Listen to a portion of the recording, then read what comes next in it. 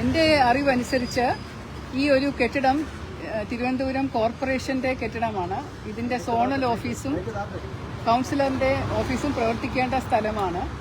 ഈ സ്ഥലത്തിന് പൂർണ്ണ അവകാശമുള്ളത് തിരുവനന്തപുരം കോർപ്പറേഷനാണ്. അപ്പം ഇദ്ദേഹം ശ്രീ വി കെ പ്രശാന്ത് എൻ്റെ വളരെ അടുത്ത ഒരു സുഹൃത്താണ്. ഞാൻ പോലീസ് ഡിപ്പാർട്ട്മെന്റിലും പ്രശാന്ത് മേയറായിട്ടിരുന്നപ്പോഴും തൊട്ടുള്ള പരിചയമാണ്. എൻ്റെ മോൻ്റെ കല്യാണം ഇദ്ദേഹം മണ്ഡപത്തിൽ നിന്നാണ് നടത്തി തന്നത്. അത് കല്യാണം അറ്റൻഡ് ചെയ്തിട്ടുള്ള 2500 പേർക്കും അറിയാം, അവരത് കണ്ടിട്ടുള്ളതാണ്. പ്രശാന്ത് ത്രൂ ഔട്ട് കല്യാണ മണ്ഡപത്തിൽ തന്നെ ഉണ്ടായിരുന്നു. അങ്ങനെയുള്ള എൻ്റെ സഹോദര തുല്യനായിട്ടുള്ള ഒരു ആളാണ് ഇപ്പോഴത്തെ വട്ടിയൂർക്കാവ് MLA പ്രശാന്ത്. അദ്ദേഹത്തോട് 2-3 ദിവസമായിട്ട് ഞാനൊരു പഴയ നമ്പറുണ്ട്, അത് വിളിക്കാൻ ശ്രമിക്കുന്നുണ്ട്, പക്ഷേ കിട്ടുന്നുണ്ടായിരുന്നില്ല, ഫോൺ എടുക്കുന്നുണ്ടായിരുന്നില്ല. അപ്പോൾ ഇന്നലെ ഞാൻ ശ്രീ മധുസൂദനൻ നായർ മുൻ കൗൺസിലർ എൻ്റെ വീട്ടിൽ ഇരുന്നപ്പോൾ നമുക്കിരിക്കാനൊരു സ്ഥലം നല്ലത് വേണമല്ലോ എന്ന് പറഞ്ഞപ്പോൾ ഞാൻ ചോദിച്ചത് ആ കെട്ടിടം ഉണ്ടല്ലോ എന്ന് ചോദിച്ചപ്പോഴാണ് അദ്ദേഹം പറഞ്ഞത് വീണ്ടും ഇങ്ങനെ ഒരു പ്രശ്നമുണ്ട് എന്ന് പറഞ്ഞപ്പോൾ ഞാൻ പ്രശാന്തിനെ ഫോണിൽ വിളിച്ചു. അപ്പോൾ അത് കിട്ടിയില്ല, എടുത്തില്ല. പിന്നെ അദ്ദേഹം എന്നെ തിരിച്ചിങ്ങോട്ട് വിളിച്ചു.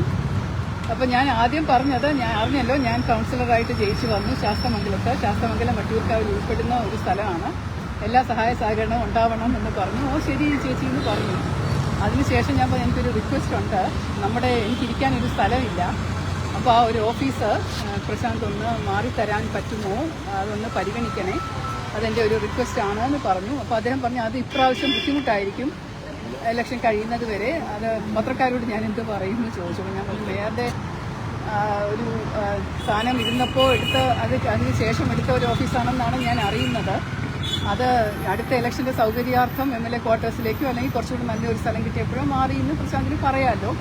ഇതെനിക്ക് കിട്ടിയാൽ എനിക്ക് 5 വർഷത്തേക്ക് കൗൺസിലർ ആയിരിക്കേണ്ടതല്ലേ, എൻ്റെ ഓഫീസ് വർക്ക് ചെയ്യേണ്ടതല്ലേ, എനിക്കിവിടെ ജോലി ചെയ്യേണ്ടതല്ലേ, ഒരുപാട് പേർക്ക് ഇവിടെ ഇരിക്കേണ്ട സ്ഥലം അല്ലേ. അപ്പോൾ അതുകൊണ്ട് എനിക്ക് ഈ പരിമിതമായ സ്ഥലത്ത് ഇരുന്ന് ഓപ്പറേറ്റ് ചെയ്യാൻ പറ്റില്ല. അതുകൊണ്ട് എൻ്റെ ഒരു റിക്വസ്റ്റാണ്, ദയവ് ചെയ്തൊന്ന് പരിഗണിക്കണം, പെട്ടെന്ന് വേണ്ട, പതുക്കെ മതി, പ്ലീസ് എൻ്റെ റിക്വസ്റ്റാണ്, ഒന്ന് പരിഗണിക്കണം എന്ന് പറഞ്ഞപ്പോൾ അദ്ദേഹമാണ് ഇങ്ങോട്ട് പറഞ്ഞത് അത് പറ്റില്ല, ഒഴിപ്പിക്കാമെങ്കിൽ ഒഴിപ്പിച്ചോ എന്ന് പറഞ്ഞു. ഞാൻ അതിന് ശേഷം അങ്ങനെ പറയല്ലേ പ്രശാന്ത്, ഞാനൊരു സഹോദരി ചേച്ചിയുടെ സ്ഥാനത്ത് നിന്ന് പറയുകയാണ്. മധു കേട്ടതാണ്, എൻ്റെ കൂടെ എൻ്റെ ഭർത്താവ് ഉണ്ടായിരുന്നു, വേണമെങ്കിൽ അദ്ദേഹത്തോടും ചോദിക്കാം. എൻ്റെ ഫോണിൽ റെക്കോർഡില്ല, ഞാൻ അങ്ങനെ ഒരു ക്രാഫ്റ്റിനെസ് എനിക്കില്ല, ഞാൻ ആരുടെയും ഫോൺ കോൾ റെക്കോർഡ് ചെയ്ത് വെക്കാറില്ല. പക്ഷേ എൻ്റെ അറിവിൽ പ്രശാന്തിൻ്റെ ഫോണിൽ കോൾ റെക്കോർഡ് ഉണ്ടെന്നാണ് തോന്നുന്നത്. നിങ്ങളത് പരിശോധിച്ച് നോക്കൂ.